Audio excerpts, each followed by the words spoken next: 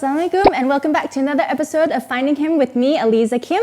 Now, the last two episodes we talked about major and minor ablution. So that's the spiritual cleansing that you need to do before you do any kind of worship, especially the 5 daily prayers. And that's what we're going to talk about today. Now, the 5 daily prayers, they have some conditions, so we're going to talk about that. And then I'm going to teach you just the 2-unit prayer. So that's the sunrise prayer, basically. So let me get out my trusty notes. Okay. Now, there are 6 conditions for the 5 daily prayers, all of which you have to meet before you start praying, actually. So the first one is like we mentioned already, you have to be purified. And purification, you do that through the major ablution, otherwise known as ghusl, or the minor ablution, otherwise known as wudu.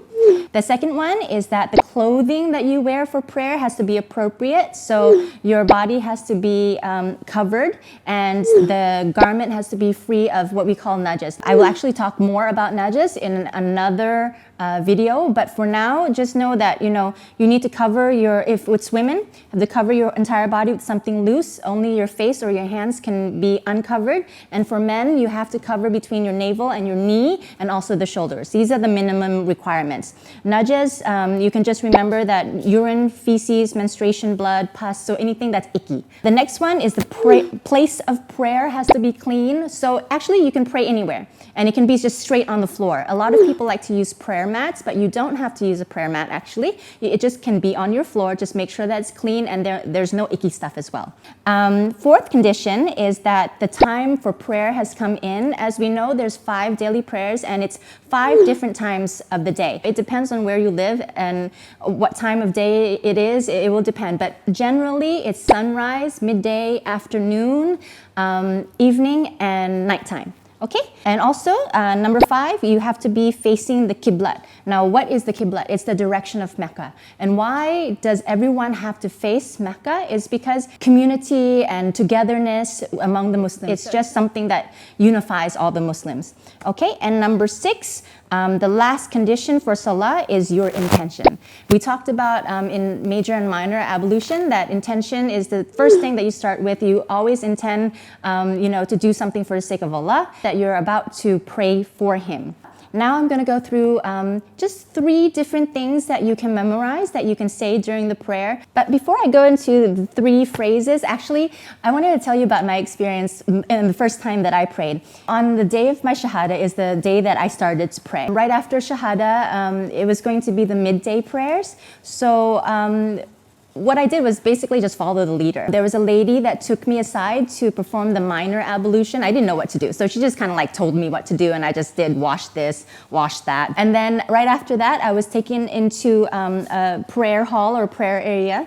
And, of course, the clothes I was wearing wasn't appropriate. So they gave me some prayer dress to put over my clothes. I was like, oh, okay. So it has to be this loose. There was a lady next to me that did know how to pray. I just basically kept on looking over. I was like, okay, she's bowing. Okay, do that.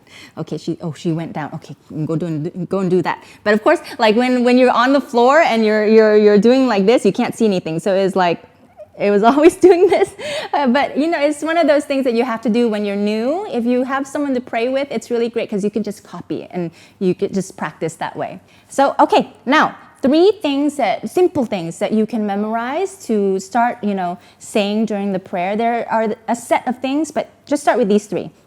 The first thing, the translation is Allah is greater, or Allah is the greatest, and the pronunciation of the Arabic is Allahu Akbar. Allahu Akbar. Okay, so that's the first one. If you can just keep going, keep practicing that, you're going to be saying these words during the prayer a lot. So this one's really important. The next one is a little bit longer. You say it once during the prayer. The translation of this is Allah hears the one who praises Him. And the Arabic is Sami Allahu liman hamida. And the very last thing is the full salam. Okay, there's 3 parts to the full salam. It's Assalamu alaikum wa rahmatullahi wa barakatuh. So those are 3 phrases that you can start practicing now. Now I'm going to go straight into the movements of the prayer. I'm going to just teach you the 2 units first, which is the very first one, the sunrise prayer. Okay, when you start to do anything, remember to set your intention. And here are the movements, okay? First movement is you're basically standing straight, right? Hands at the side. And you are going to raise your hands just like this. And make sure that the tip of your finger is between the earlobe and the shoulder. Okay. The next movement, folding your hands across your chest. Now, how do you fold across your chest? Basically, you take your left hand like that, you take your right hand like that, and you put them on top of each other. Okay.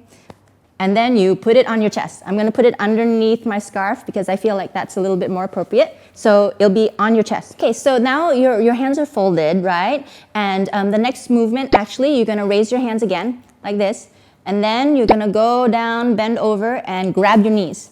How do you grab your knees? You just grab your knees, okay? But you want to make sure that your back is straight. Your eyes need to be at the place where you're going to put your forehead. That's for concentration and actually helps you to straighten your back as well. Your arms, any way that you're comfortable actually, just as long as you are in that position, it's good enough.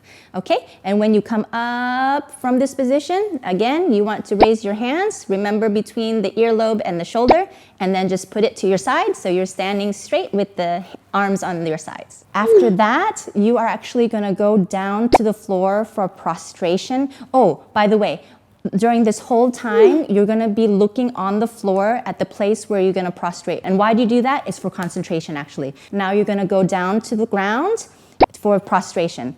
First, you're going to go down on your hands first. So floor, hands. Next, two knees. Next, you put your feet together. So your feet should be together, heels together as well. And then your face to the floor. The hand position is roughly here. And what needs to be on the floor in terms of your face is your forehead and your nose. Okay, so you're in that position, yeah, on the floor. And then you want to come up and sit up. Okay, now if you can see from the picture, there's a certain way that you have to put your feet. So, and then your hands are just on your lap. Okay, fingers towards the Qibla as well. So toes towards the Qibla, fingers towards the Qibla. There is an alternative. So your feet can actually be like this. So you're just sitting on both heels and you're pressing, the thing is you try to practice pressing your toes down. So once your toes and your feet are kind of comfortable like that, that's when you start to put this foot down. Okay, after that, you go back down to the prostration position again on the floor. So again, forehead and nose are on the ground. The two hands are on the ground. Make sure that your elbows are up. The two knees, the 2 feet, and the feet are together. After that is when you stand back up for the second raka'at. Basically, you are going to come back to that weird sitting position where you're like this for just a pause. And immediately you want to come up and fold your arms and put it on your chest.